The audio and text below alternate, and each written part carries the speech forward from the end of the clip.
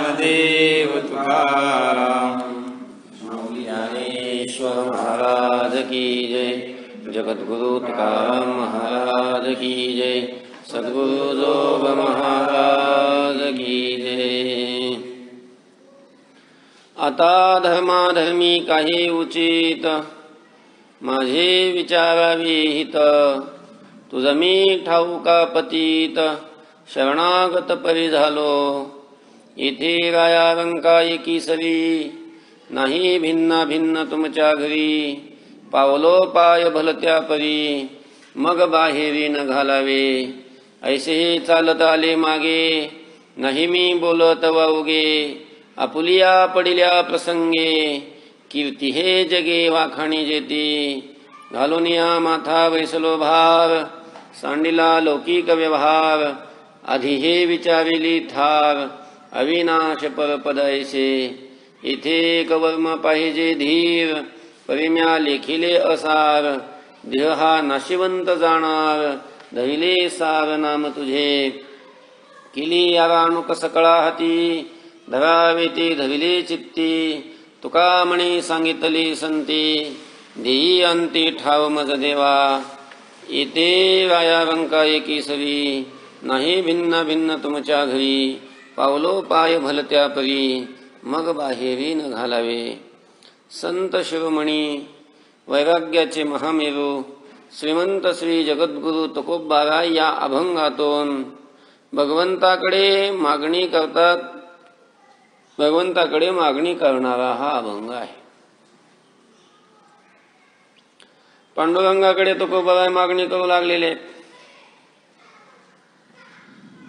मागणी करत असताना तुकोबाराय अतिशय नम्र भाव स्वतःकडे घेऊन, नम्र होऊन, दीन भाव स्वतःच्या ठिकाणी घेऊन तुकोबाराय देवाला मागणी करतात. तुकोबाराय देवाला म्हणता, देवा आता माझ्या हिताचा विचार तुम्ही करावा, म्हणजे माझं तुम्ही हित करावं. आता धर्माधर्मी काही उचित, माझे विचारावे हित, तुझं मी ठाऊका पतित, शरणागत परी झालो. आता धर्माधर्मी उचित, धर्म काय अधर्म काय,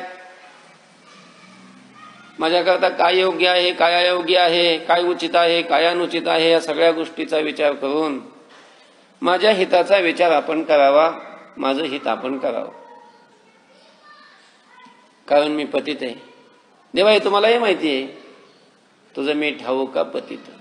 पण देवा पतित जरी असलो, पतित आहे मी, परी शरणागत, परी झालो शरणागत. पण देवा मी तुला शरण आलेलो आहे, शरणागत झालेलो आहे, आणि शरण तुला आलेलो असल्यामुळं आता माझं हित हे देवा तू केलं पाहिजे. देवा आपण माझं हित करावं, अशी हिताविषयीची मागणी तुकोबाराय देवाच्या समोर अशा प्रकारची ठेवतात. देवाला आपलं हित करण्याविषयी प्रवृत्त करण्याचा प्रयत्न तुकोबाराय करू लागलेले आहे. का करू लागलेले? तुकोबाराय म्हणतात की मी तुला शरण आलेलो आहे, मी शरणागत झालेलो आहे, तुझ्या पायापर्यंत आलो मी. देवा अरे तुझ्यापर्यंत येण्याकरता मी बाकीच्या सगळ्यांचा त्याग केला, बाकी कोणाचा विचार केला नाही. देवाला शरण जायचं, देवाशी संबंध जोडायचा, तर अगोदर बाकीच्यांचा त्याग करावा लागतो, बाकीचं सोडावं लागतं. कारण ते सोडल्याशिवाय देवापर्यंत नाही पोहोचत. प्रपंचही आणि परमार्थही दोन्ही दोन्ही नाही होत. प्रपंच परमार्थ संपादन दोन्ही एकही निरानी नव्हे त्याशी, त्याला एकही मग साध्य होत नाही. तुझ्या पायापर्यंत येण्याकरता, तुझ्यापर्यंत येण्याकरता मला सगळा संसार सोडावा लागला. घर दार जमीन भाऊ बंद पत्नी मुलगा सगळ्यांचा त्याग करावा लागला. देवा सगळ्यांचा त्याग करून तुझ्यापर्यंत आलो. लौकिकाचाही विचार नाही केला. तुझ्यापर्यंत आलो देवा. आता तुझ्यापर्यंत आल्यानंतर तू जर माझा अंगीकार केला नाही तर माझं कसं होईल? याच्याकरता देवा तू माझा आता अंगीकार कर आणि माझा अंगीकार करून माझं हित कशाने होणार आहे त्याचा विचार कर आणि माझ्या हिताचा विचार करून माझं हित ज्याच्यामध्ये आहे ते कर. माझं देवा तू हित कर. अशी तुकोबाबाईंनी देवाकडे मागणी घातली. का? कारण तुझ्या पायापर्यंत मी आता आलेलो आहे.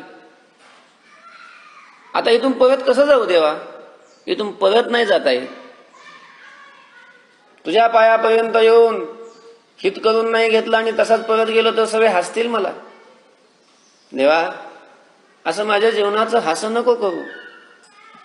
तुझ्या पायापर्यंत आलोय आणि तुझी कीर्ती अशी आहे, तुझ्या पायाचा प्रताप असा आहे की येथे राया रंका एकी सरी नाही भिन्ना भिन्न तुमच्या घरी. देवा येथे म्हणजे तुमच्याजवळ, तुमच्या पायाजवळ, तुमच्या चरणाजवळ, तुमच्याजवळ राया रंका एकी सरी. राजा असो किंवा रंक असो. राजा म्हणजे मोठा, रंक म्हणजे छोटा. लहान असो किंवा मोठा असो, देवा तुमच्या जवळ आला की मग ते सारखे होतात. तुम्ही त्यांना सारख्या दृष्टीनं पाहता. तुम्ही त्यांच्याकडे भेद दृष्टीनं पाहत नाही. तुमच्या घरी जोपर्यंत येत नाही तोपर्यंत त्यांच्यात भेद आहे. मग पाहिला जातो तुमच्याकडे आल्याच्या नंतर हा राजा आहे आणि हा रंक आहे. देवा हा भेद तुमच्या दृष्टीमध्ये नाही. हा भेद तुमच्या दृष्टीमध्ये नाही. तो राजा असो किंवा रंक असो, जोही तुमच्याकडे येतो, तुम्हाला शरण येतो, तुमच्या पायापर्यंत येतो, देवा आपण त्याचा अंगीकार करता. त्याचा अंगीकार करून त्याला आपलं म्हणून त्याची सगळं आपण करता, त्याचं हित आपण करता. मग अशी तुमची कीर्ती आहे. राजा असो किंवा रंक असो, तुमच्या जवळ आल्याच्या नंतर त्याचा अंगीकार करून त्याचं संपूर्ण हित करणं हे देवा तुमचं काम आहे. अशी तुमची पुराणामध्ये, शास्त्रामध्ये, वेदामध्ये सगळीकडे कीर्ती आहे. येथे राया रंका एकी सरी. येथे म्हणजे देवा तुमच्या ठिकाणी, तुमच्या जवळ, तुमच्या पायाजवळ राजा आणि रंक यांना एकी सरी म्हणजे एक सारखी अशा प्रकारची योग्यता आहे. हे दोघंही बरोबरीचे आहेत. तुमचे चरण सोडून ज्या वेळेला हे व्यवहारात येतात, संसारात येतात, त्यावेळेला राजा आणि रंक यांना सारखी बरोबरी नाहीये. एका बरोबरीचे नाहीत. राजा राजा आहे, रंक रंक आहे. खूप फरक आहे त्यांच्यामध्ये. तुझ्या जवळ आल्याच्या नंतर राजा आणि रंक हा भेद नाही. तू सगळ्यांना सारख्या दृष्टीनं पाहतोस देवा. आणि तुझ्याजवळ राजा आणि रंक हा भेद नाही. तुमच्या घरी हा भिन्न भेद नाही. नाही भिन्न भिन्न तुमच्या घरी. तुमच्या घरी भिन्न भिन्न नाही.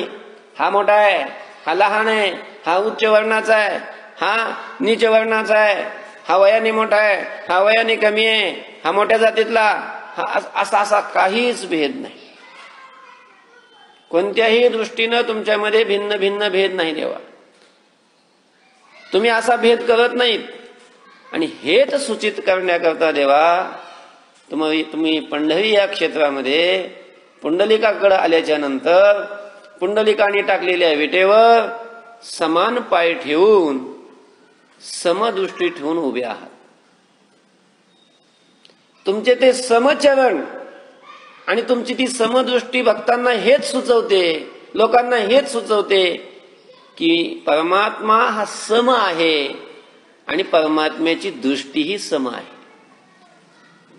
तुम्ही समान चरण ठेवले विटेवर, ती समान असलेले सम पावले समचरण दृष्टी विटेवरी साजिरी. समचरण, ते तुमचे ते समचरण काय सुचवतात? परमात्मा सम आहे हे सुचवतात. परमात्मा स्वरूपाने सम आहे हे सुचवतात. पण तुमची जी दृष्टी सम आहे, समचरण दृष्टी, परमात्म्याची फक्त चरणच सम आहेत असं नाही. विटेवर उभा असलेला परमात्मा त्यांनी आपली दृष्टी ही सम ठेवलेली आहे. समचरण आणि समदृष्टी. मग ही समदृष्टी काय सुचवते? समदृष्टी हे सुचवते की पंढरी या क्षेत्रामध्ये विटेवर उभा असलेला परमात्मा, त्या परमात्म्याकडं कुणीही शरण गेला तरी परमात्मा त्यांच्यामध्ये भेदभाव करत नाही. सगळ्या करता, कोणत्याही जातीतला, कोणत्याही वर्णातला, कितीही श्रीमंत, कितीही गरीब, सगळ्याकडे परमात्मा समान दृष्टीनं पाहतो.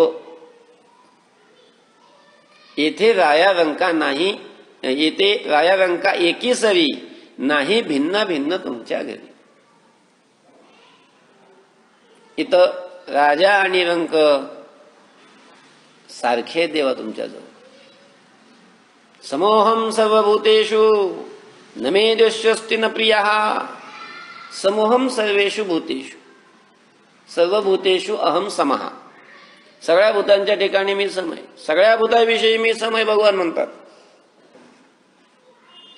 सगळ्यावर परमात्म्याला जोही शरण जातो त्यांच्याकडे परमात्मा समान दृष्टीनं पाहतो, भेद नाही. हा राजा आहे, आपण त्याचा अंगीकार करायला पाहिजे, आणि हा रंक आहे, याचा अंगीकार करायला नाही पाहिजे असा परमात्मा कधीच विचार करत नाही. राजा असो किंवा रंक असो, जो शरण गेला परमात्मा अंगीकार करतो, परमात्मा अंगीकार करतो. परमात्म्याच्या दृष्टीमध्ये ही समानता आहे, यात आश्चर्य नाही. परमात्म्याला शरण जाऊन परमात्म्याचा साक्षात्कार ज्या भगवत भक्तांना झाला,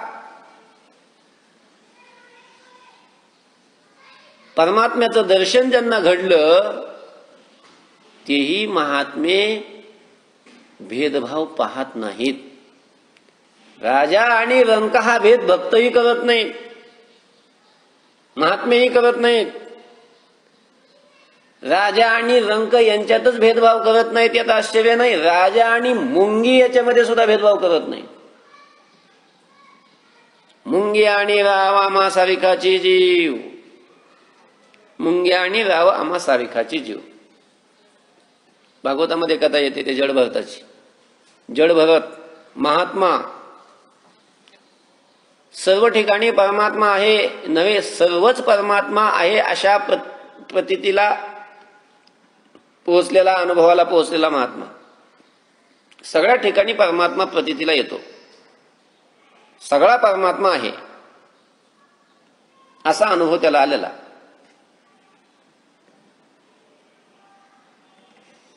एक चोरांचा सरदार,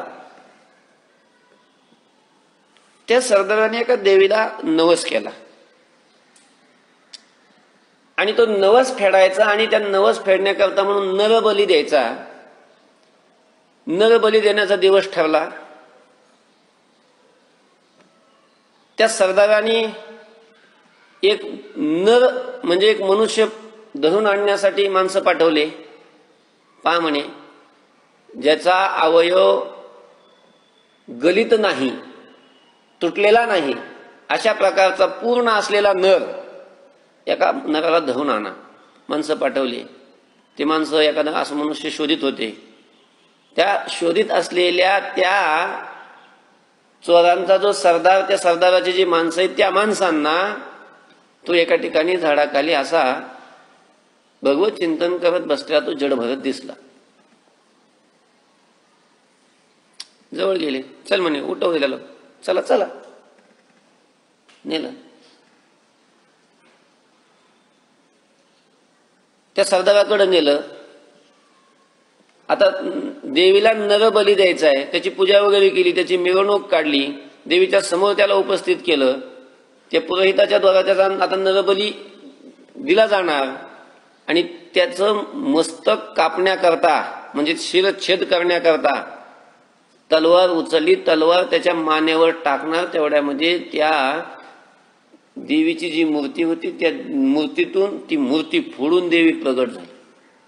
देवीने विचार केला, अरे हा साक्षात्कारी आहे, ब्रह्मज्ञानी आहे, भगवत भक्त आहे, याचा जर इथं शिरच्छेद झाला तर परमात्म्याचा खूप होईल. देवी रागावली. त्या देवीनं त्या शिरच्छेद करणाऱ्याच्या हातातून तलवार घेतली, त्याचा शिरच्छेद केला, त्या सरदाराचा शिरच्छेद केला, तिथल्या सगळ्या मंडळीचा शिरच्छेद केला. तिथून जडभरत दुसरीकडे निघून गेला. पुन्हा एका ठिकाणी असा बसलेला असताना तो जडभरत एक रहुगण राजा, त्या रहुगण राजाला ब्रह्मज्ञान होण्याची इच्छा आणि ब्रह्मज्ञान आपल्याला व्हावं अशा इच्छेनं तो कपिलाचार्यांना शरण चालला होता. कपिलाचार्यांच्या भेटीकरता निघालेला तो रहुगण राजा असा लवाजम्यामध्ये निघाला. पालखी घेतली सोबत, असे 4 माणसं घेतली पालखी धरण्याकरता खांद्यावर.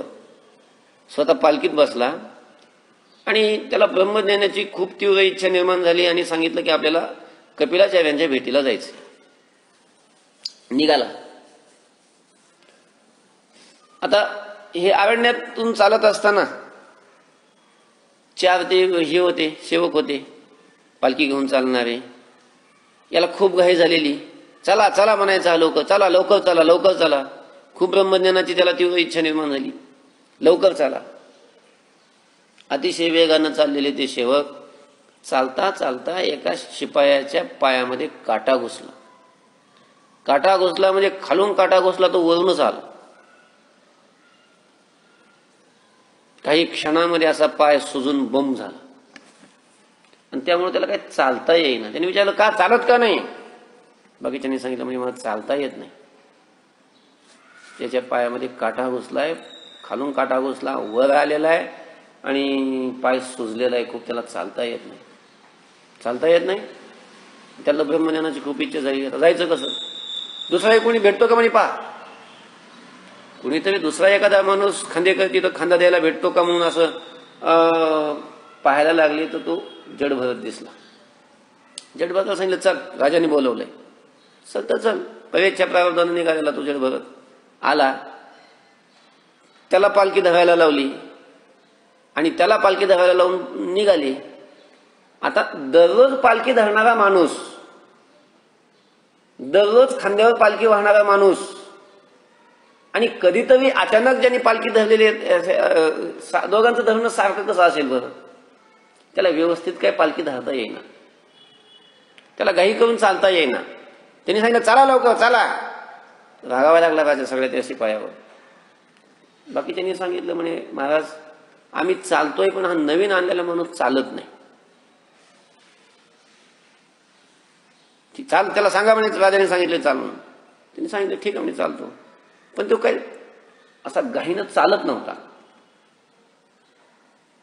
त्या बाकीच्या त्या शिपायांनी सांगितलं, अरे तू चाल ना, चालत का बरं नाही? चाल ना लवकर, चाल ना. अरे चालू कस काय म्हणे? खाली मुंगी मरेल ना म्हणे. मुंगी मरेल? हा. अरे ही मुंगी मरेल पण वरचा राजा रागावेल ना म्हणे. रागवू दे म्हणते ना, काय आम्हाला काय मुंगी आणि राजा सारखाच आहे. मुंगी आणि रावा सारिखाची. जशी मुंगी आहे तसाच राजा आहे, जसा राजा आहे तशीच मुंगी आहे. भगवत साक्षात्कार ज्यांना झाला त्या महात्म्यांची जर दृष्टी अशी असते, ज्याच्या साक्षात्कारानं ही दृष्टी येते, तर ज्याच्या साक्षात्कारानं ही दृष्टी प्राप्त होते त्या परमात्म्याच्या ठिकाणी असा भेदभाव कसा असेल? परमात्म्याच्या ठिकाणी भेदभाव नाही. अमका मोठा आणि अमका लहान, हा राजा आणि हा रंक, हा भेदभाव देवाच्या जवळ नाही. तुका म्हणे ते नाही तुझी परी, राया रंका सरी देवापायी. देवापायी राया रंका सरी. देवाच्या पायाजवळ राया आणि रंक हे एका बरोबरीचे. न म्हणे सोयरा सुहृदावशक, राजा आणि रंक सारिकेची. देवाला राजा आणि रंक कसे सारखे, अशा प्रकारचे सारखे कोणी असो. जोही देवाला शरण जातो, राजा गेला तर राजाचा अंगीकार करतो, त्याच्या इच्छा पूर्ण करतो. रंक शरण गेला तर रंकाचाही परमात्मा अंगीकार करतो, त्याच्याही इच्छा पूर्ण करतो. पण परमात्मा असा विचार करत नाही की हा राजा आहे तर मग याचा अंगीकार करावा, हा रंक आहे तर याचा अंगीकार करू नये, असं नाही. परमात्म्याच्या जवळ दोघंही सारखे आहेत, दोघंही सारखे आहे. राजा, सगळ्यात मोठा राजा कोण आहे?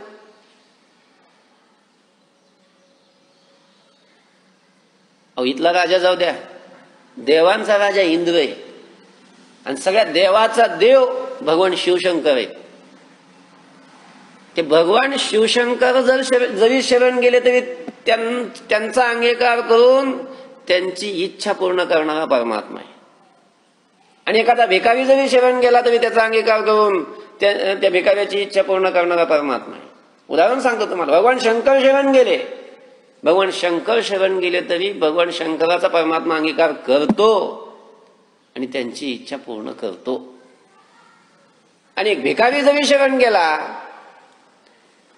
तरी त्याचाही अंगीकार करून परमात्मा त्याची इच्छा पूर्ण करतो. मग ही काय सांगते कथा की परमात्मा राजा आणि रंक यांच्यामध्ये भेद करत नाही.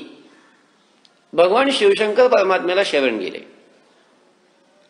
काय गोकुळामध्ये असलेला एक प्रसंग आहे. परमात्मा ज्या वेळेला गोकुळामध्ये कृष्ण अवतार घेऊन ज्या वेळेला परमात्मा लीला करत होते, भगवंताचं ते बालरूप पाहण्याची, बालरूपाच्या दर्शनाची इच्छा भगवान शिवशंकराला झाली. आणि त्या बालरूपाच्या दर्शनाकरता म्हणून भगवान शिवशंकर कैलासाहून गोकुळामध्ये आले. गोकुळामध्ये जे आले ते रूप वेगळं घेऊन आले. एका साधूचं रूप घेतलं, एका जोग्याचं रूप घेतलं, भगवं धारण केलेलं आहे, हातामध्ये कमंडलो आहे, चिमटा आहे, भस्म सर्व अंगाला फासलेलं आहे, रुद्राक्षाच्या माळा आहेत, तेजपुंज तपस्व्याचं असं रूप घेतलेलं. आणि नंदबाबाच्या दारात येऊन त्यांनी भिक्षा मागितली. अलख निरंजन भिक्षा मागितली. बराच वेळ झालं अल्लख गाजवून ते बाबा तिथंच उभे होते. यशोदा मैया आत कृष्णाचा शृंगार करण्यामध्ये अशी रंगून गेलेली होती. बाहेर कोण आलं आणि काय आहे काय आठवच नाही. ज्याचं मन देवामध्ये लागलेलं आहे त्याला बाहेरचं कशाला आठवत आहे? काही लक्षात नाही कोण आलंय दारात वगैरे काय नाही. यशोदेच्या शेजारी राहणारी एक गवळण तिनं पाहिलंय. कोणीतरी साधू आहे, भिक्षा मागण्याकरता आलेला आहे, यशोदेच्या दारात उभा आहे. पण हा कृष्ण आल्यापासून यशोदेचं कोणत्या कामातही कशातच लक्ष नाही. कोण येतंय कोण जातंय याच्याकडे लक्ष नाही. यशोदेचं सगळं लक्ष कृष्णाकडे आहे. यशोदेला त्याची आठवण करून द्यावी, कोणीतरी आले त्याला भिक्षा वाढ म्हणून सांगण्याकरता तिथे गेली. दादा जाऊन तिनं आवाज लाग यशोदे, अगं यशोदे, अगं यशोदे, तरी यशोदेला काही लक्षात आलं नाही. मग तिनं सांगितलं त्या बाबांना, हो बाबा, यशोदा काहीतरी कामात आहे, तुम्ही माझ्या घरी चला, मी तुम्हाला भिक्षा देईन. तिने सांगितलं, मैया नाही म्हणे, माझा नियम आहे, मी दररोज एकाच घरी भिक्षा मागतो. ज्या घरी मी ज्या दाव्यामध्ये मी अल्ल गाजवलेली आहे तिथं जेवढी भिक्षा मिळेल तेवढीच मी घेतो. नाही दिली तर अन्यथा मी उपाशी राहतो. दुसऱ्या घरी मी भिक्षा मागण्याकरता जात नाही. हा माझा अनेक दिवसापासूनचा नियम आहे. ती मनात म्हणली, बाई असा नियम, एवढा कडक नियम कशाला केला असं नाही. थांबा म्हणे, मग मी यशोदेला मागच्या दाव्यातून जाऊन मी यशोदेला बोलवून आणते, भिक्षा द्यायला लावते. ती गवळण पाठीमागच्या दाव्यातून गेली. यशोदेला सावध, का गे यशोदे, काय नेहमी त्या कृष्णाजवळ बसतेस? अगं कोण आलंय घरी पाय, फार मोठे साधू आलेले आहेत, फार तपस्वी आहेत, तेजस्वी आहेत, किती त्यांचा नियम कडक आहे. केव्हापासून तुझ्या दारात उभे आहे, ते भिक्षा मागू लागलेले आहेत. मी त्यांना म्हटलं की माझ्या घरी चला, त्याने सांगितलं नाही, माझा नियम आहे की मी एकाच घरी भिक्षा मागत असतो, दुसऱ्या घरी मी जात नाही. असं त्या गवळणीने सांगितल्याच्या नंतर यशोदा तटकन उठलेली आहे. सूप घेतलं, सुपात काही असं धान्य वगैरे घेतलेलं आहे, शिधा घेतलेला आहे, आणि भिक्षा देण्याकरता म्हणून यशोदा मैया घराच्या बाहेर अंगणामध्ये आलेली आहे. बाबाजवळ आली. बाबांनी सांगितलं, बाबा भिक्षा घ्यायची ना तुम्हाला, भिक्षा घ्या. काय आणलं मैया? तिने दाखवलं, सुपामध्ये धान्य आणलेलं. मैया हे धान्य नाही मला लागत, धान्याची भिक्षा नाही लागत मला, मग काय पाहिजे बाबा? यशोदेनं मनात विचार केला, खरंय मी किती वेळी आहे, जसे महाराज असतील तशी दक्षिणा द्यावी लागते. हे मोठे बाबा आहेत, यांना दक्षिणा ही मोठी पाहिजे, मी एवढं एवढं धान्य घेऊन आले. घरात गेली, दुसरं एक असं मोठं टोपलं घेतलं, त्याच्यामध्ये खूप धान्य घेतलं. दुसरं पुन्हा एक असं अजून एक कटोरा घेतला मोठा, त्याच्यामध्ये असे हिरे माणिक मोती असं पूर्ण गच्च भरलं ते. आणि ती दोन्ही घेऊन यशोदा बाहेर आली. बाबा आता घ्या भिक्षा. काय आणलं मैया? ते सगळं दाखवलं, हिरे माणिक मोती असं असं शिग लावून बसलेलं ते सगळं. बाबाने सांगितलं, मैया मला याचीही भिक्षा नाही लागत. ती यशोदा थोडी विचार करायला लागले ना, लागतं तरी काय? यांना नुसतं धान्य दिलं ते नाही लागत, आता धन देऊ लागले एवढं तेही नाही लागत. बाबा तुम्हाला लागतं तरी काय भिक्षेमध्ये? मैया मी खूप दुरून आलेलो आहे आणि ज्या भिकेच्या अपेक्षेने आलेलो आहे ती भिक्षा पाहिजे. कशाची अपेक्षा आहे बाबा तुम्हाला? मैया तुझा जो लल्ला आहे, तुझा मुलगा कृष्ण, त्याच्या दर्शनाची अपेक्षा घेऊन आलोय. कृष्णाच्या दर्शनाची अपेक्षा म्हटल्याच्या नंतर यशोदा थोडी घाबरली, कारण याच्या अगोदर असंच वेगवेगळी रूप घेऊन एक दोघ जण येऊन गेलेली होती. पुतना येऊन गेली होती, ती पहिल्यांदा अशीच चांगले सुंदर रूप घेऊन आली होती. ती महाबळभट येऊन गेला होता. तिला वाटलं, बाई ही लोक काय माझ्या लेकराच्या पाठीमागे असे का लागलेत काही समजत नव्हतं. वेगवेगळी रूप घेऊन येतात आणि माझ्या मुलाचा हित करण्याकरता हे टपलेले आहेत. यशोदेने सांगितलं, बाबा माझे पती घरी नाही आहेत आणि ते जाताना मला सांगून गेलेले आहेत की हे बघ, अनोळखी माणसाजवळ मुलाला देऊ नकोस, त्याच्या समोरही घेऊन जाऊ नकोस, मला पतीची आज्ञा आहे आणि मी काही तुम्हाला मुलाचं दर्शन करून देऊ शकत नाही. बाबांनी सांगितलं, मैया मी तर दर्शनासाठीच आलेलो आहे. हे हिरेन माणिकन मोतीन मी असे घेऊन काय करू? साधू आहे मी, याची काय आवश्यकता आहे मला? या सगळ्याचा मी त्याग केलेला आहे. यशोदेने सांगितलं, मग तुम्ही या सगळ्याचा त्याग केला, तुम्ही तुमच्या बायका मुलाचा त्याग केला आणि मग दुसऱ्याच्या पोराच्या दर्शनाची कशाला अपेक्षा करता? त्या बाबांनी सांगितलं, मैया मी जी बायका मुलाचा त्याग करून इथं आलो ना, याच्याच दर्शनासाठी आलो. लोक सगळ्या संसाराचा त्याग करतात याच्या दर्शनासाठी. मैया आणि तुझं मला त्याचं दर्शन नाही घडवून दिलं तर मी संसारातलंही नाही राहायचो आणि इकडचाही नाही राहायचो. माझं जीवन व्यर्थ जाईन मैया. त्याच्या दर्शनाने जीवनाची सफलता आहे. जीवनाचं साफल्य त्याच्या दर्शनाने होतं. तुका म्हणे, जन्मा आल्याचे सार्थक विठ्ठलची एक देखिलिया. एक विठ्ठलची देखिलिया जन्म आल्याचे सार्थक. मैया तुझ्या मुलाचं दर्शन घडव ना. यशोदेने सांगितलं, नाही बाबा, काही झालं तरी मी माझ्या मुलाला मी बाहेर घेऊन येणार नाही. त्या बाबांनी सांगितलं, मग मैया तुझं मुलाचं जोपर्यंत दर्शन मला मुलाचं देत नाहीस तोपर्यंत मी जाणार नाही. मी इथंच प्राणाचा त्याग करीन. यशोदेने सांगितलं मी समाधी बांधीन. पण कृष्णाला बाहेर घेऊन नाही येणार. काय करावं काय समजेना. शेवटी यशोदा काय दर्शन कृष्णाचं घडू देईना, कृष्णाला घेऊन येईना. भगवंतानी प्रार्थना केली देवाला. शंकरांनी प्रार्थना केली भगवंताला, प्रभू तुमच्या दर्शनाची इच्छा धरून आलोय, कृपा करा आणि दर्शन द्या. परमात्मा भगवान शंकराच्या हृदयामध्ये प्रगट झाली आणि सांगितलं, आता हे दोघं एकमेकाचे भक्त आहेत. भगवान विष्णू सांगितलं देवा, अहो हे रूप पाहिजे असलं तर मी आता तुमच्या समोर प्रगट करतो, चतुर्भुज रूप. पण ते बाल रूप आता माझ्या हातात नाही, ते यशोदेच्या हातात आहे. आता ते रूप जर तुम्हाला त्या रूपाचं दर्शन करायचं असेल तर ते मला प्रार्थना करून उपयोग नाही, तुम्हाला ती यशोदेलाच प्रार्थना करावी लागणार आहे. ते माझ्या हातात नाही. पण मग भगवंतानी योगमायेला आज्ञा दिली. योगमायेनं लगेच एका अतिशय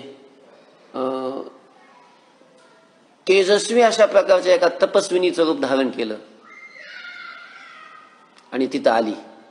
अगं यशोदे, अगं यशोदे, अगं यशोदे, अगं असं काय येड्यानी करते तू? हे फार मोठे साधू आहेत, सगळी काशी यांना ओळखते, मी सुद्धा यांना ओळखते. आणि ती गवळण यशोदेच्या ओळखीची. फार मोठे साधू आहेत आणि मी तुला पाठीमागा आशीर्वाद नव्हता दिला का? तुला सांगितलं नव्हतं का की तुला जो मुलगा झाला ना यांच्याच आशीर्वादाने झालेला आहे. जा आणि पटदिशी काय कर, कृष्णाला घेऊन ये. मग त्या गवळणीनं सांगितल्याच्या नंतर मग थोडासा यशोदेला काय आला, धीर आला, विश्वास बसला.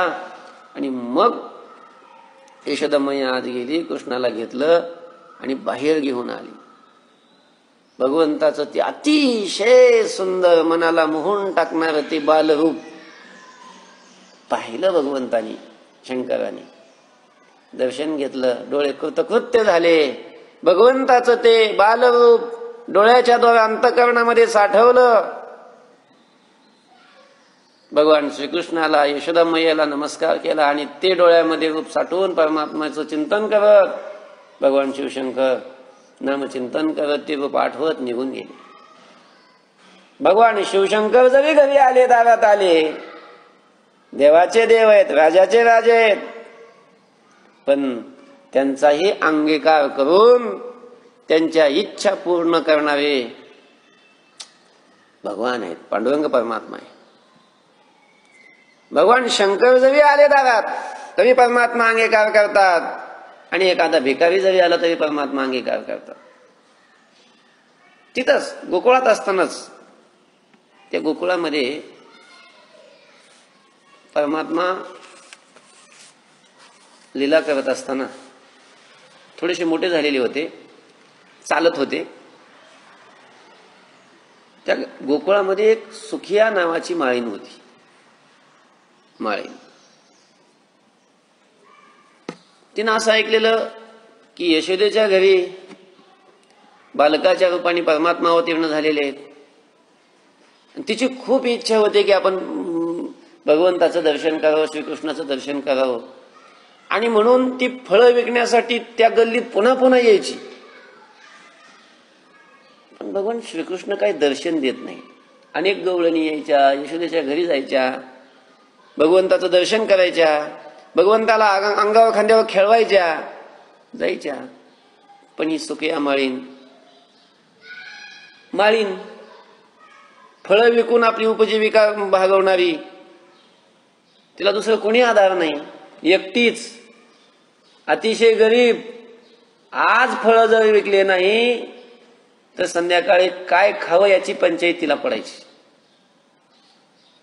असं फळं विकूनच जिची उपजीविका चालते अशी एवढी गरीब असलेली ती सुखिया माळीण, तिच्या मनामध्ये भगवान श्रीकृष्णाच्या दर्शनाची लालसा अनेक दिवसापासून होती. खूप इच्छा होती. तिथं त्या नंदबाबाच्या वाड्यासमोरून अनेक वेळेला चक्रा मारायची. पण भगवंताचं काही दर्शन होत नाही, काय करावं काय करावं. म्हणून एके दिवशी ती सुखिया माळीन गर्गाचार्यांना भेटली. काय गर्गाचार्यांच्या पायाला लागली. म्हणजे सांगितलं की देवाचं दर्शन करायचं आणि काहीतरी मला उपाय सांगा. देवाच्या दर्शनासाठी अगोदर संतांचेच पाय धरावे लागतात.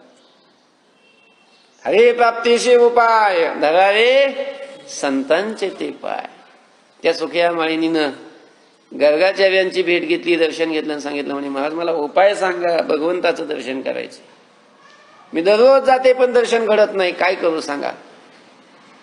तिनं सांगितलं, त्या गर्गाचार्यांनी सांगितलं तिला, ती म्हणे हे बघ तुला उपाय सांगतो, दर्शन होईल पण तुला उपाय न चुकता करावा लागेल, अनेक दिवस करावा लागेल, 4 महिने तुला उपाय करावा लागेल. कवीन म्हणे महाराज काय करू. दररोज फळं घ्यायचे, टोपलीत भरायचे, टोपली डोक्यावर घ्यायची, नंदबाबाच्या वाड्यासमोर जायचं, नंदबाबाच्या वाड्यासमोरून नंदबाबाच्या वाड्याला परिक्रमा करायला सुरुवात करायची दररोज. आणि दररोज नंदबाबाच्या वाड्याला 108 परिक्रमा करायच्या. नंदबाबाचा वाडा भला मोठा, एवढ्या मोठ्या वाड्याला दररोज 108 परिक्रमा करायला सांगितल्या. आणि परिक्रमा करत असताना कृष्ण कृष्ण कृष्ण कृष्ण कृष्ण कृष्ण कृष्ण नामाचा जप करायचा. श्रीकृष्ण श्रीकृष्ण श्रीकृष्ण नामाचा जप करायचा. किती जप होईल महाराज. गर्गाचार्यांनी सांगितलं नंदबाबाच्या वाड्याला दर 108 परिक्रमा करेपर्यंत तुझा 21,000 जप होईल. असा तो चातुर्मास्याचा कालावधी होईपर्यंत तू अशी परिक्रमा करायची आणि जप करायचा. ठीक आहे म्हणे. सकाळी फळं घेऊन यायची, नंदबाबाच्या वाड्यासमोरून येऊन तिथून भगवान श्रीकृष्णाचं अंतःकरणामध्ये चिंतन करत भगवंताचं नाम मुखामध्ये रटत डोक्यावर ती फळाची टोपली घेऊन दररोज परिक्रमा करायला लागली. 4 महिने झाले, चातुर्मास्याचा कालावधी संपत आला आणि एके दिवशी ती सुखिया माळीन डोक्यावर फळाची ती टोपली आहे, अंतःकरणामध्ये भगवान श्रीकृष्णाच्या दर्शनाची लालसा आहे, मुखामध्ये भगवंताचं नाम आहे आणि अशी परिक्रमा करत असताना चातुर्मासातला शेवटचा दिवस आणि शेवटची परिक्रमा, दररोज ती परिक्रमा करत होती. परिक्रमा 108 होईपर्यंत तिला संध्याकाळ व्हायची. संध्याकाळ झाली ते दर्शन नाही घडलं, सगळी ती टोपलीतली फळं तिथंच टाकून जायची, सगळी समर्पण तिथंच फळं करायची. पुन्हा दुसरी फळं घेऊन यायची दुसऱ्या दिवशी. असा 4 महिने तिनं हा नियम ठेवला. 4 महिने संपले. 4 महिन्यातल्या शेवटच्या दिवसाची शेवटची परिक्रमा संपत आली. डोक्यावर फळाची टोपली आहे, नंदबाबाच्या दारात आली आणि भगवान श्रीकृष्णाचं दर्शन तिला घडलं. भगवान श्रीकृष्ण असे तुरु तुरु पळत दारामध्ये आलेले त्या सुखिया माळिनीनं पाहिलं. भगवंताचं ते रूप पाहिल्याबरोबर माळिनी ती पटकन खालीच बसली. ते टोपलं समोर ठेवलं आणि कितीतरी वेळ भगवान श्रीकृष्णालाच ती पाहत होती. भगवंतानी पाहिलं, तिच्या अंतःकरणातली भाव ओळखला, जवळ आले आणि विचारलं बाई कोण तू. तिनं सांगितलं फलवाली, फळ विकणारी मी, सुखिया माझं नाव आहे, मला देशील फळ तू. हो देईन म्हणे. म्हणत म्हणे त्याच्याकरता तर मी आले, देईन फळ देईन मी तुला, मला देशील फळ. हो देईन. पण हुशार होती, तिनं विचार केला परमात्म्याने आपल्याला फळ मागितलेत आणि आपण लगेच जर फळ दिले परमात्मा फळं हातामध्ये घेईन आणि घरात निघून जाईन, पुन्हा दर्शन घडणार नाही. काय करावं? ती हुशार होती, तिनं विचार केला आणि ती बोलायला लागली, म्हणे देवा मी फळं देईल म्हणे, पण मी फळं वाटायला आलेले नाही, मी फळं विकायला आलेले. मी देईन फळं तुम्हाला, पण तुम्ही मला काहीतरी घरातून घेऊन या म्हणे, काहीतरी द्यायला. त्या मोबदले म्हणे मी देईन, मी विकायला आलेले. मनामध्ये भाव फळं विकण्याचा नव्हता, मनामध्ये भाव हा होता, आता परमात्म्याचं दर्शन घडलंय, फळं दिली की लगेच परमात्मा आत जाईल, पण विकण्याचं निमित्त करून आत घरामध्ये पाठवून काहीतरी वस्तू आणायला सांगितली की ते घेऊन परमात्मा पुन्हा येईल आणि पुन्हा एकदा देवाचं दर्शन होईल, हा मनामध्ये भाव. मी विकत देईन, परमात्मा आत गेल. काय आणू? काहीतरी आणा म्हणे देवा. आत गेल, आत परमात्मा गेले. मुठीमध्ये असं काहीतरी धान्य घेतलं. किती मूठ असणार आहे हो देवाची? नेमकंच परमात्मा चालायला लागलेले, अतिशय ते लहान रूप असलेलं, एवढी एवढी ती मूठ, एवढ्या एवढ्या मुठीमध्ये किती धान्य बसणार आहे, एवढं एवढं ते धान्य घेतलं आणि तेही घेऊन येत असताना ते वाट्यानी काही त्याच्यातलं मुठीतून ते सांडलं. त्या सुखिया माळिनी पर्यंत, परमात्मा येईपर्यंत त्या मुठीमध्ये फक्त 2-4 दाणे राहिले, 2 दाणे राहिले. सांगितलं माळिनीला, बाई हे घे आणि मला फळ दे. त्या माळिनीनं ओटी पुढं केली, ते धान्य ओटीमध्ये घेतले आणि टोपलीतलं एक फळ उचलून देवाच्या हातात दिलं.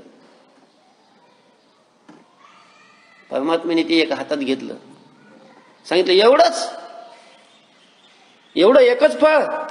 हा एकच फळ म्हणे देवा, कारण तुम्ही धान्य तेवढंच आणलेलं आहे, अजून नाही मला देणार तू? देवा देईन म्हणे, फळ देईन तुम्हाला, पण मग तुम्हाला एक काम करावं लागेल म्हणे.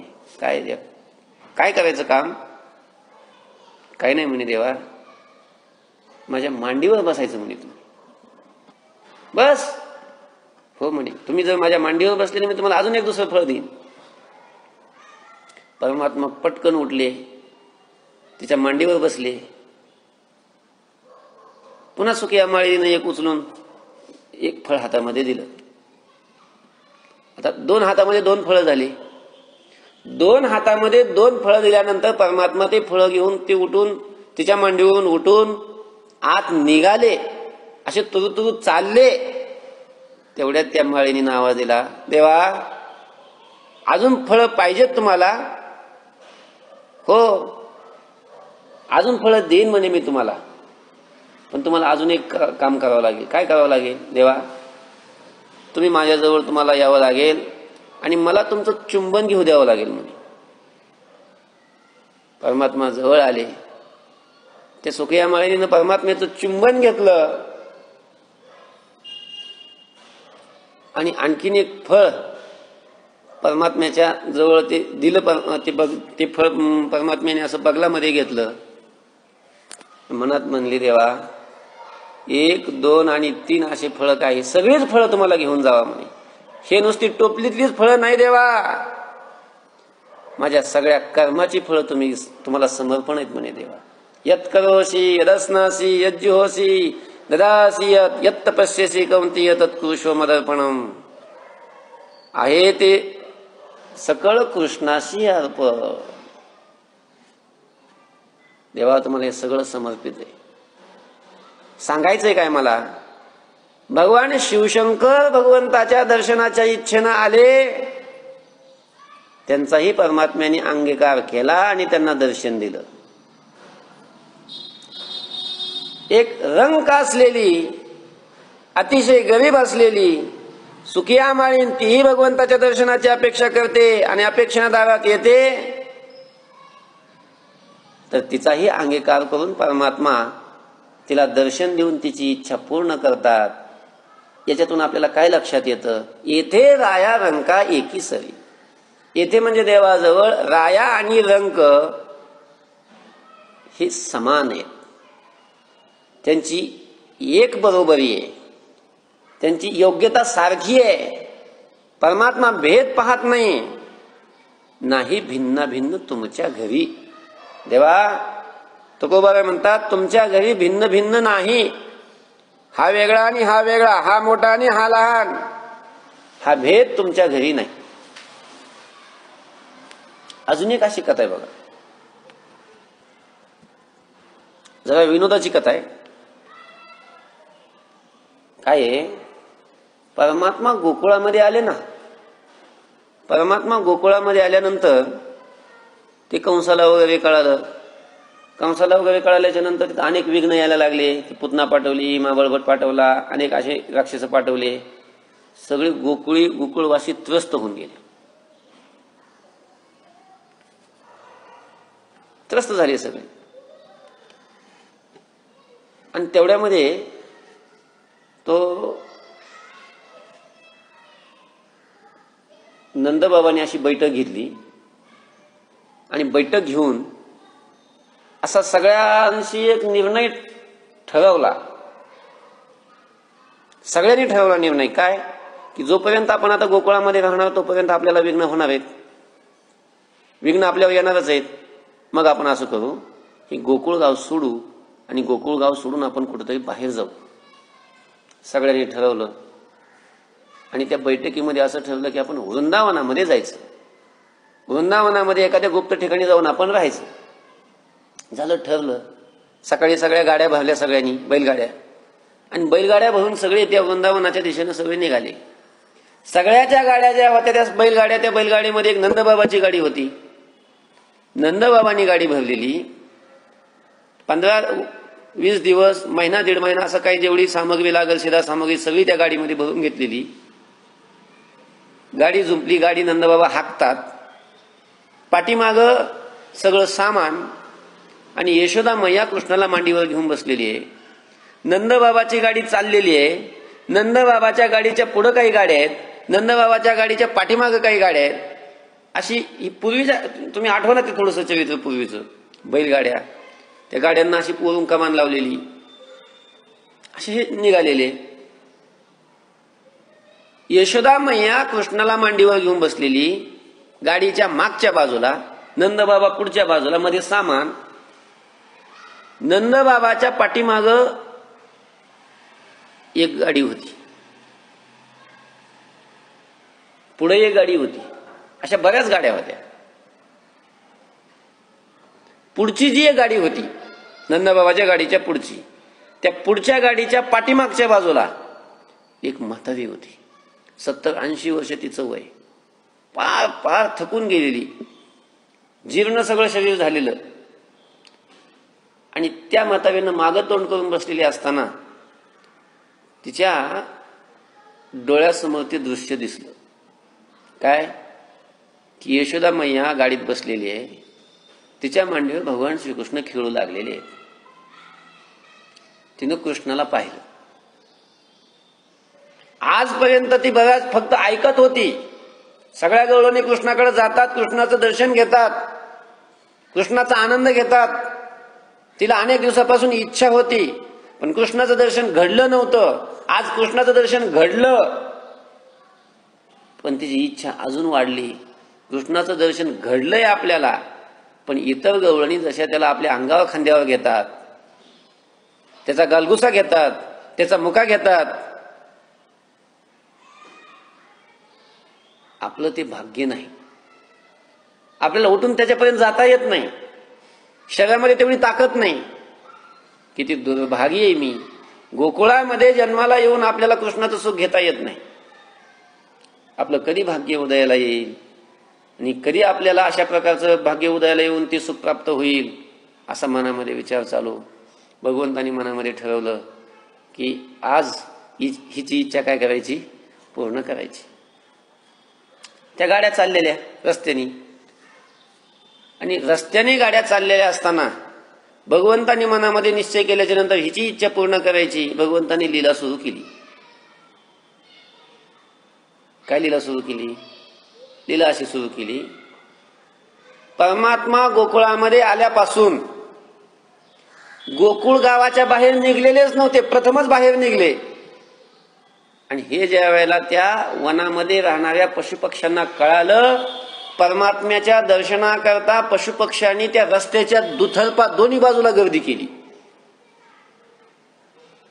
लांडगे, कोले, अस्वल, वाघ, सिंह, कावळे, बगळे, चिमण्या, काय जे काही पशुपक्षी असतील सगळे सगळे सगळे असे दोन्ही बाजूला आले.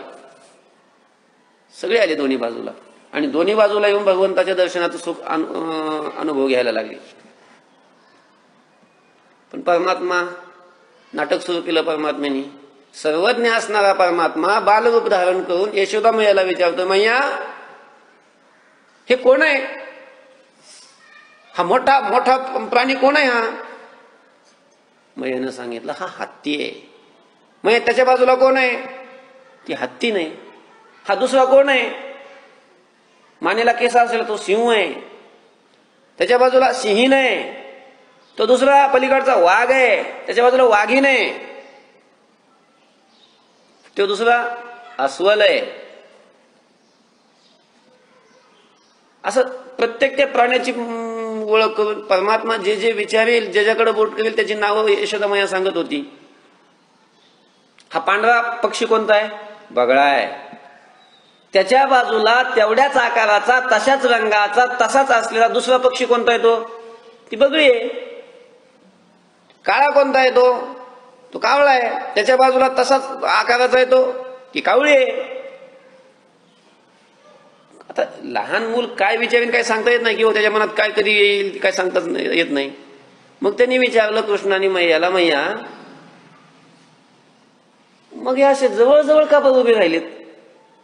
कावळ्याच्या जवळ कावळीच आहे, बगळ्याच्या जवळ बगळीच आहे, वाघाच्या जवळ वाघीनच आहे, हत्तीच्या जवळ हत्तीनच आहे. असे जवळ का उभे राहिले, असे लांब का नाही? मग यशोदेने सांगितलं, अरे कृष्णा, अरे ते पती पत्नी आहेत. पती पत्नी आहेत, मग पती पत्नी म्हणून जवळ उभे राहिले. हा, आणि मग ती कावळ्याची पत्नी कावळीच का बरं आहे, बगळी का बरं नाही? बगळ्याची पत्नी बगळीच का बरं आहे, कावळी का बरं नाही? हत्तीची पत्नी हत्तीनच का बरं आहे, वाघीण का बरं नाही? असं लेकरू काय विचार सांगता येत नाही ना हो. कृष्णाने विचारलं. यशोदेने सांगितलं, अरे हसली यशोदा, अरे कृष्णा तसं नसतं.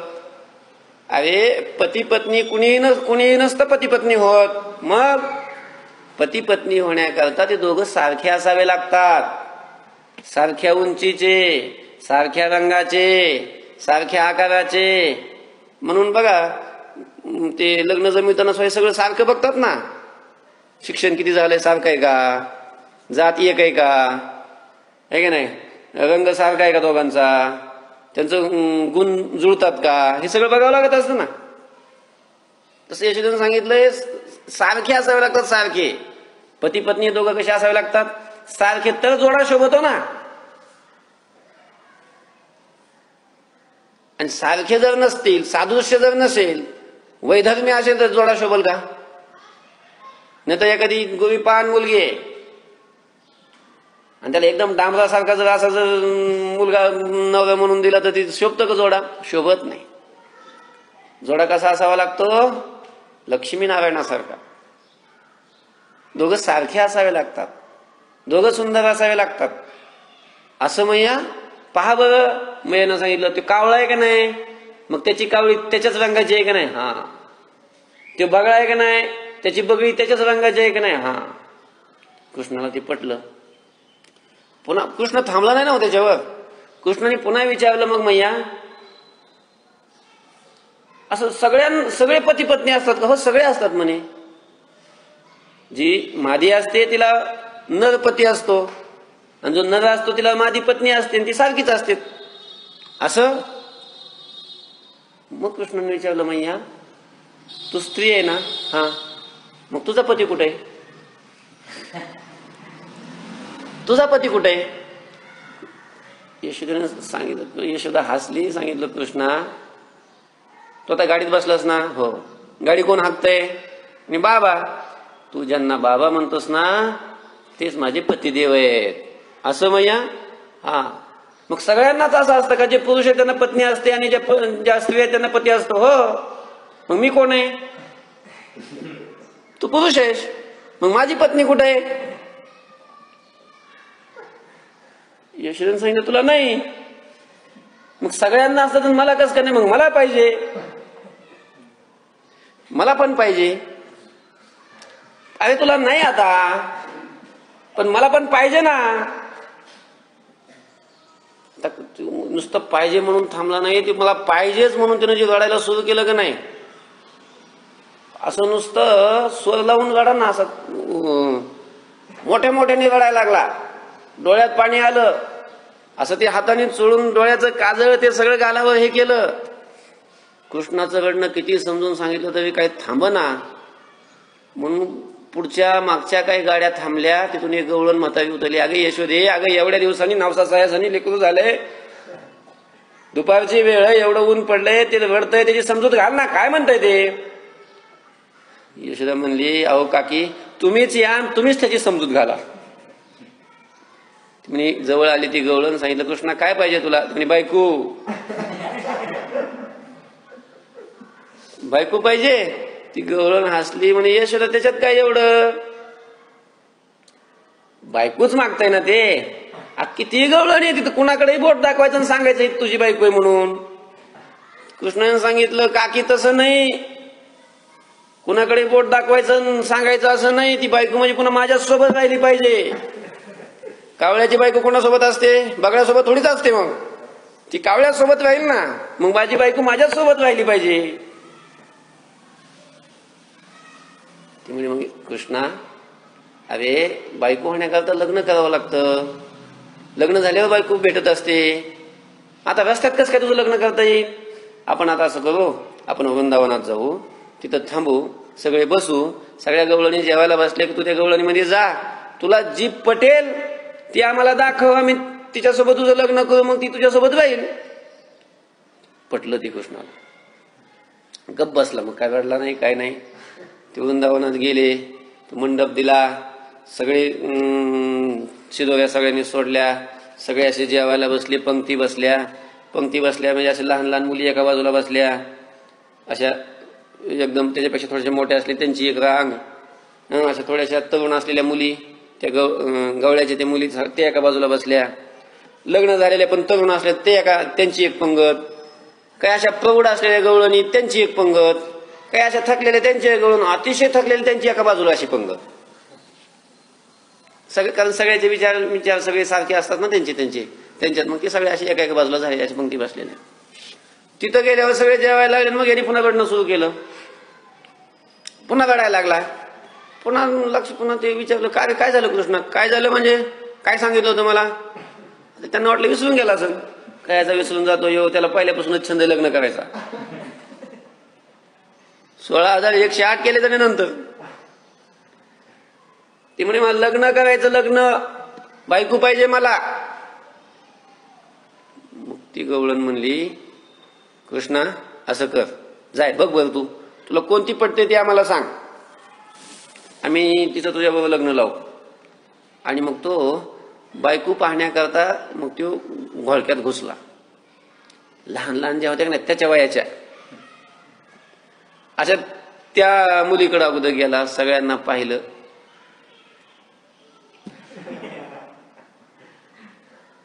काय कोणती पटना, प्रत्येकीच्या तोंडाकडे पाहायचं असं निरखून. काय कोणती पटना. ती रांग दिली सोडून दुसऱ्या रांगेत आला, त्यांच्यापेक्षा मोठ्या असलेल्या, त्यांना पाहिलं, कोणती पटली नाही. तरुण मुलीत गेला, त्यांच्यात सगळ्यांना पाहिलं पण कोणतीच पटली नाही. बरं त्या आता बिना लग्नाच्या संपलेल्या ज्यांचे लग्न झाले मग त्यांना पाहायला गेला, त्यांच्यातही पाहिलं सगळ्यांची तोंड, सगळ्यांना कोणती पटते की एखादी, कोणती काही कृष्णाला पटली नाही. मग प्रौढ होत्या त्यांना पाहिलं, त्यानंतर पुन्हा वयस्कर होत्या त्यांना पाहिलं, कोणती काही पटली नाही. आणि शेवटी मग एकदम अशा म्हाताऱ्या बसलेल्या, सगळ्या कामातून गेलेल्या, त्या रांगेत गेला की ज्या रांगेमध्ये ती म्हातारी बसलेली आहे. आठवली का? कोणती म्हातारी? ती बैलगाडीत बसलेली, पुढच्या बैलगाडीत बसलेली. भगवंतांनी तिची इच्छा पूर्ण करायची ठरवलं होतं. ती ज्या रांगेत बसलेली आहे त्या रांगेला परमात्मा गेले. सगळ्या म्हाताऱ्याच तिथं, सगळ्या म्हाताऱ्यांना बघत बघत बघत बघत बघत बघत त्या म्हातारीजवळ गेला. असं पाहिलं, गुडघ्यावर 2 हात ठेवले, खाली वाकला, असं नीट निरखून पाहिलं आणि गालातल्या गालात हसला. बायको असावी तर अशी. आणि सांगितलं मला हिच्यासोबत लग्न करायचंय, हिला माझी बायको करायचंय म्हणे, हिच्यासोबत माझं लग्न लावा म्हणे. ती बलराम दादा, बाकीचे गोपाळ सगळे सोबत होते, ती सगळे हसायला लागले. अरे म्हणे ते बलराम दादाने त्याचा हात धरला, बाजूला वडलं. कानोबा तुझं डोकं बिकं फिरलं का काय तुझं? अरे तुला लग्नच करायचं तर मग म्हातारीसोबत कुठे लग्न करत असतात काय? चांगली तरी पाहिजे. कृष्णाने सांगितलं अरे दादा आता चांगली पाहत पाहतच इथपर्यंत आलो ना, आणि आता कशी पाहावीन, कशी शोधावीन, कुणासोबत लग्न करावं आता हे मी तुला शिकवू काय? चांगली पाहणारी म्हणे कृष्ण. मग दादा हीच चांगली आहे. कसं काय चांगली आहे? काय आहे तुझ्यासारखं याच्यात? यशोदा मैयानं सांगितलंय की हा तू खरं बोललास, माझ्यासारखी पाहिजे ना. मैयानं सुद्धा गाडीत मला हेच सांगितलं की जोडा कसा पाहिजे, सारखा पाहिजे, आणि मला हीच माझ्यासारखी वाटली. काय सारखेपण आहे, काय सारखेपण आहे म्हणजे पहा बरं. कृष्णाने बलराम दादा असं हे करेल, बघ बघ बघ, माझ्या तोंडामध्ये एक तरी दात आहे का? माझ्या तोंडामध्ये एकही दात नाही, आणि हिच्याही तोंडामध्ये एकही दात नाही. झालं सारखं. माझ्या तोंडात दात नाही, तिच्या तोंडात दात नाही. तसे अनेक सादृश्य सांगितले, पण मला काय सांगायचंय, परमात्मा तिच्या जवळ गेली, तिच्या मांडीवर बसली, तिच्या गालावर हात फिरवला, तिची सुद्धा इच्छा काय केली परमात्म्याने पूर्ण केली. अतिशय दिन झालेली, वृद्ध झालेली, जिला चालताही येत नाही अशी ती म्हातारी, पण तिची सुद्धा इच्छा पूर्ण करणारा परमात्मा आहे. परमात्म्याजवळ हा लहान, हा मोठा, हा म्हातारा, हा तरुण, हा गरीब, हा श्रीमंत, हा अमक्या जातीचा, हा काही भेद नाही. येथे राया रंका एकी सरी, नाही भिन्ना भिन्न तुमच्या घरी. पावलो पाय भलत्या परी, मग बाहेरी न घालावे. पुंडलिक वरदा हरी विठ्ठल श्री ज्ञानदेव तुकाराम मौली ज्ञानेश्वर महाराज की जय. तुकाराम महाराज की जय. महाराज की जय. विठ्ठल श्री ज्ञानदेव तुकाराम मौली ज्ञानेश्वर महाराज की जय.